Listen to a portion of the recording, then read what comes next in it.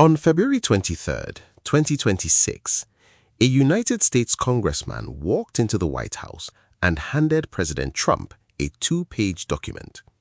It called for sanctions on Nigerian officials, a review of Nigeria's constitution, a bilateral security pact with strings attached. 3 months earlier, in that same building, on that same subject, a different Nigerian voice had stood before Congress and delivered the opposite scorecard. A 28% drop in communal violence, thousands of hostages rescued, gains the envoy called unprecedented. Two accounts, same government, same 12-week window, handed to the same institution.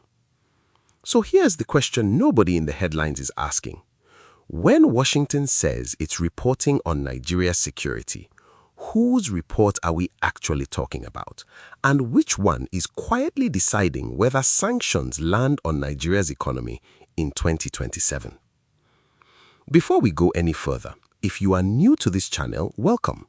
Naija Insight Desk exists for one reason, to give you the kind of analysis that goes beyond the headlines and the noise. Subscribe now because this conversation is about to get deeper.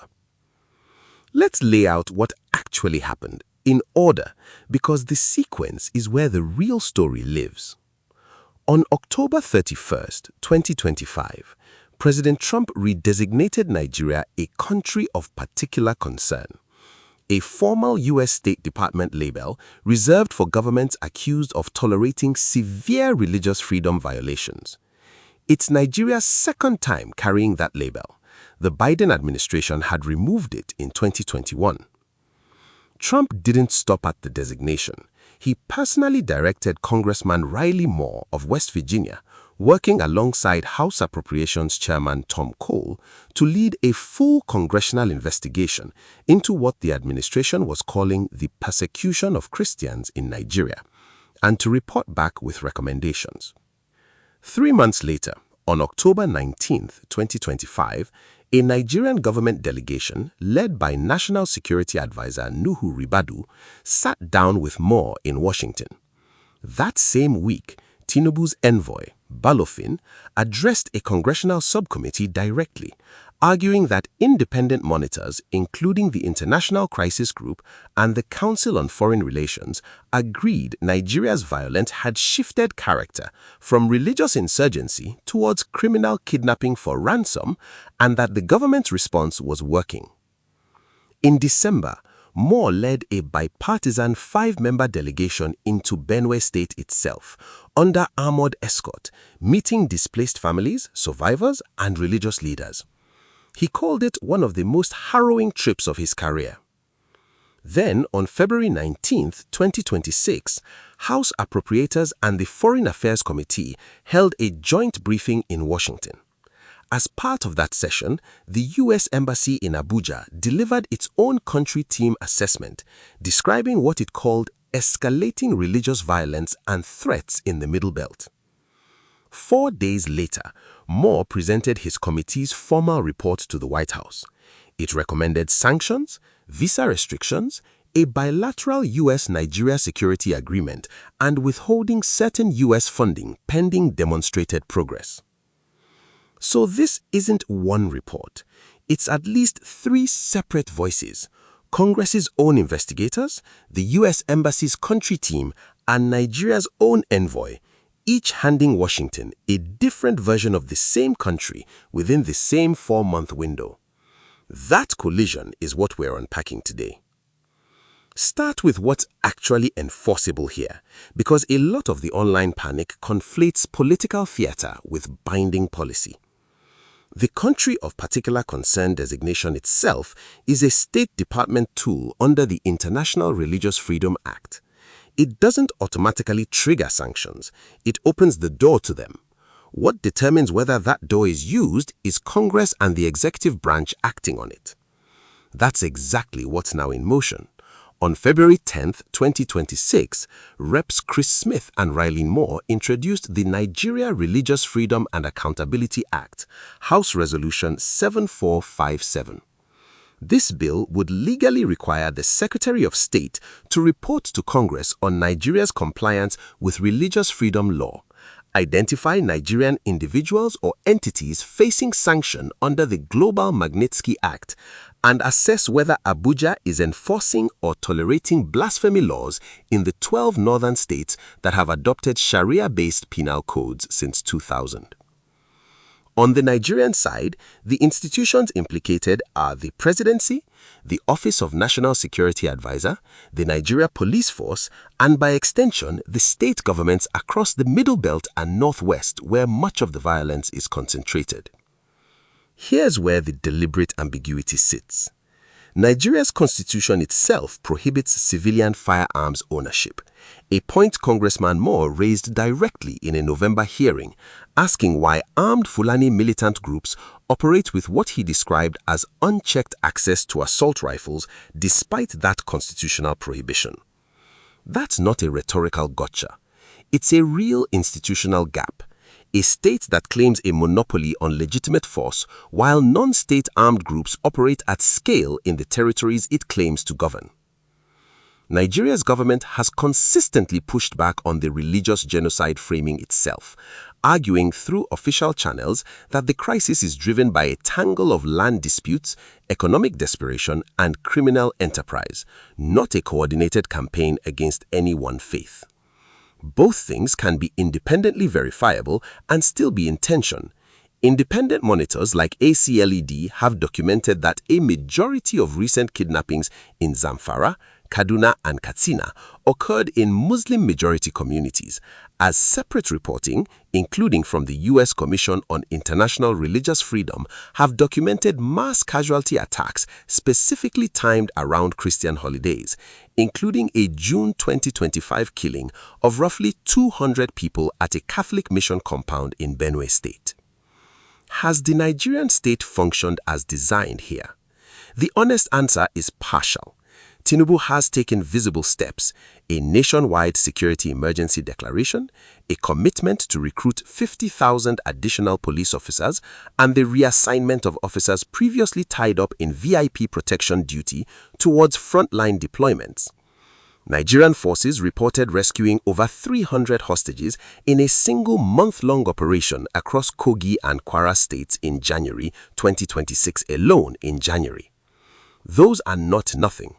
But the same reporting period saw Palm Sunday and Easter attacks in April 2026 that killed dozens across Plateau, Kaduna, and Benue, meaning the state's capacity to prevent mass casualty attacks around predictable, high-symbolism dates remains by any measure incomplete.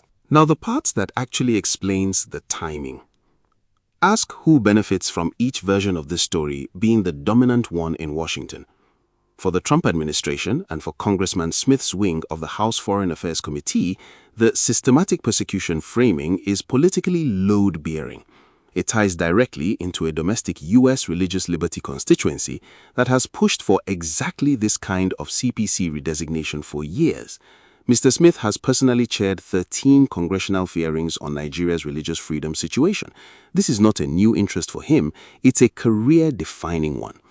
A strong, unambiguous Nigeria is failing to protect Christians narrative justifies the sanctions bill, justifies continued hearings, and justifies the political credit Trump's team is claiming for the CPC redesignation itself. For the Tinubu government, the incentive runs the opposite direction, and it runs through Aso Rock's 2027 calculations. Nigeria cannot afford a formal U.S. sanctions regime, a downgraded bilateral relationship, or a further slide on the State Department's Do Not Travel list heading into an election year already shadowed by economic strain from subsidy removal and currency reform. That's precisely why First Lady Remi Tinubu, herself an ordained pastor, was dispatched to Washington's National Prayer Breakfast and a run of conservative U.S. media appearances. It's an unmistakable signal. The government is treating this as an existential diplomatic threat, not a routine policy disagreement. Who's losing ground in this fight? Nigeria's foreign policy credibility, for one. Every cycle of the U.S. says one thing, Nigeria's envoy says another, chips at the country's standing as a serious interlocutor rather than a subject of external correction. and Plateau State Governor Caleb Mutfwang's own Washington visit, running in parallel with, not coordinated by, the federal lobbying push, hints at a subtler fracture. State-level actors in the Middle Belt may see more value in direct engagement with U.S. lawmakers than in waiting for Abuja to manage the relationship on their behalf. And here's a genuine open loop worth sitting with. Multiple sources flag Chinese illegal mining operations in Nigeria's Middle Belt, reportedly paying protection money to armed groups, a detail Congress explicitly wants investigated as a national security concern, not just a humanitarian one. That's a great power competition thread hiding inside a religious freedom story, and we'll come back to exactly what it means for Nigeria's sovereignty later in this video. Who's conspicuously quiet? Nigeria's National Assembly. For a story this consequential to the country's international standing, there has been no equivalent high-profile NAS-led counter-investigation or public rebuttal report. The response has almost entirely been executive branch and diplomatic, run through envoys and the First Lady rather than through parliamentary channels. That silence is itself a signal about where Nigeria believes this fight will actually be won or lost, not in Abuja's chambers, but in Washington's. Zoom out to what this means inside Nigeria's own borders.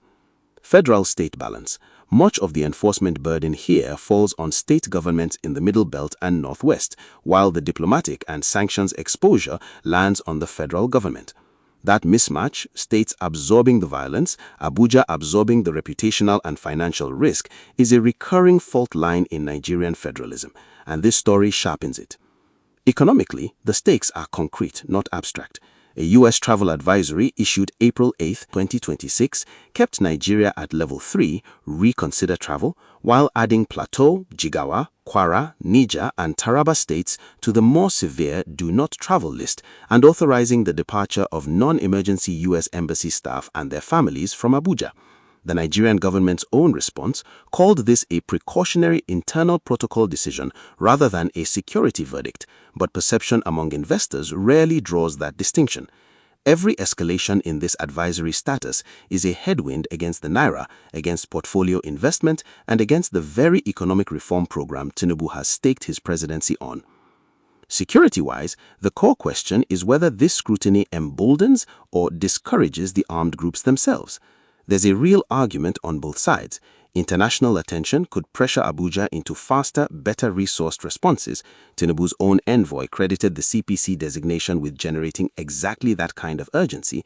But there's an equally real risk that a drawn-out sanctions fight becomes a propaganda gift to extremist groups, who can point to Western pressure as validation of their own "the state is being punished, not us" narrative, a risk Nigeria's envoy raised explicitly in his congressional testimony. Does this deepen ethnic and regional tension? It can if handled carefully, and that's precisely why NID is naming the religious dimension directly, rather than softening it per our own editorial standard. When a story concerns a specific community, name it honestly. The predominant reporting shows Christian communities bearing the heaviest documented casualties in Middle Belt attacks, while independent data also shows Muslim communities suffering the majority of kidnappings in the Northwest. Neither fact cancels the other out. Flattening this into a single victim narrative in either direction is what actually fuels the ethnic and religious polarization this story keeps threatening to ignite. And for Nigerians below the poverty line, displaced families in IDP camps that Congress's own delegation visited in Benue, none of this diplomatic maneuvering changes their material reality in the short term. Camps that were meant to be temporary shelter are, by multiple accounts, hardening into permanent settlements. This story doesn't stay inside Nigeria's borders, and it doesn't stay bilateral either. It plugs directly into a broader U.S. foreign policy pattern: religious freedom designations as leverage tools, now paired explicitly with great power competition language. The congressional report doesn't just ask Nigeria to protect Christians, it asks Washington to counter what it calls hostile foreign exploitation of illegal mining operations linked to Chinese interests, and to counter Russian influence in the region. That's Nigeria being positioned, whether it wants the role or not, as a live front in a wider US-China-Russia contest for West African influence. For the diaspora in the UK, US, and Canada, this is the piece that matters most practically. a formal U.S. sanctions regime or a further downgraded travel advisory doesn't just affect diplomats. It affects remittance channels, visa processing scrutiny, and how Nigerian nationals are perceived at the border. This is not a distant Washington argument. It has downstream consequences for anyone with a Nigerian passport moving through U.S. immigration. ECOWAS and the African Union have stayed notably outside this specific fight so far. There's no significant continental body statement countering or endorsing the U.S. characterization, which itself says something about how isolated Nigeria currently is in defending its own narrative on this particular issue. Let's steelman Nigeria's position properly, because the strongest version of it deserves to be heard before we challenge it. The Tinubu government's core argument, made most clearly by its envoy before Congress, is this: independent international monitors, not just Nigerian government sources, agree the nature of the violence has shifted from ideological religious insurgency toward criminal, economically driven kidnapping. On that reading, a religious genocide framing doesn't just mischaracterize the problem, it risks Washington prescribing the wrong medicine. Sanctions and disarmament pressure aimed at a religious extremism diagnosis may do little against what is, in large part, an organized crime economy. And the government's numbers, a documented drop in communal violence fatalities, hundreds of hostages rescued in a single operation, are not fabricated talking points. They are drawn from the same kind of operational reporting Congress itself relies on. The strongest misconception circulating online in both directions needs correcting too. It is not accurate to say the United States has ordered sanctions on Nigeria. Nothing has been imposed yet. H.R. 7457 is a bill requiring a report, not a sanctions law in effect. And it is equally inaccurate to say this is purely a partisan U.S. domestic political stunt with no basis in verified fact. Multiple independent monitoring bodies, not just U.S. congressional offices, have documented the underlying violence. What's being lost in the noise is the distinction between diagnosis and prescription. There's less genuine dispute than the headlines suggest about whether people are dying in large numbers in the Middle Belt and Northwest. The real disagreement, the one that will actually determine policy, is over why, and therefore what kind of external pressure, if any, actually helps. Where does this go from here? Watch three things in the coming weeks. First, whether H.R. 7457 gets a floor vote or stalls in committee. That's the difference between formal reporting requirements and this staying a rhetorical fight. Second, whether the State Department's April travel advisory gets revised again before the next scheduled review. Any further downgrade is a much louder signal than anything said in a hearing room. Third, watch for whether Nigeria's federal government formally requests the humanitarian assistance for the Middle Belt that Congressman Moore explicitly noted it had not yet requested. That single administrative step is, by Washington's own framing, the clearest confidence-building measure Abuja could make. This escalates if there's another high-casualty, high-symbolism attack timed around a religious holiday before Congress reconvenes. That's historically been the trigger point for renewed U.S. pressure. It de-escalates if Nigeria can show verifiable, sustained reductions in mass casualty incidents over consecutive quarters, not just single-month operational wins. 12 months out, the realistic range runs from a negotiated bilateral security agreement, the outcome both Moore's report and Tinubu's envoy say they'd actually prefer, to a formal Magnitsky sanctions regime against specific Nigerian officials or entities if Washington judges progress insufficient. 3 years out, this becomes a defining thread in how Nigeria's 2027 election is covered internationally and in whether the next administration in Abuja inherits a repaired U.S. relationship or a further strained one. So back to where we started. Whose report do you actually believe? The honest answer, based on everything we've just walked through, is that you don't have to choose only one. Congress's investigators, the U.S. Embassy's own country team, and Nigeria's government envoy are not describing three different countries. They're each looking at different slices of the same crisis through the incentives of their own institutions. Congress is incentivized to find failure worth legislating against, Nigeria's government is incentivized to find progress worth defending, the embassy's country team assessment sits closest to neutral ground, and it's the one describing the violence as escalating. So what this means for Nigeria's democratic trajectory isn't a prediction, it's a test already underway. Whether Abuja treats this moment as an opportunity to close the actual gaps, the unrequested humanitarian aid, the unaddressed firearms question, the unmet quarter-over-quarter security targets, will likely matter more to ordinary Nigerians than anything said in any hearing room. If this analysis gave you clarity, not agreement, clarity, share it with one person who needs to understand what is actually happening. Like, subscribe, and I will see you in the next one.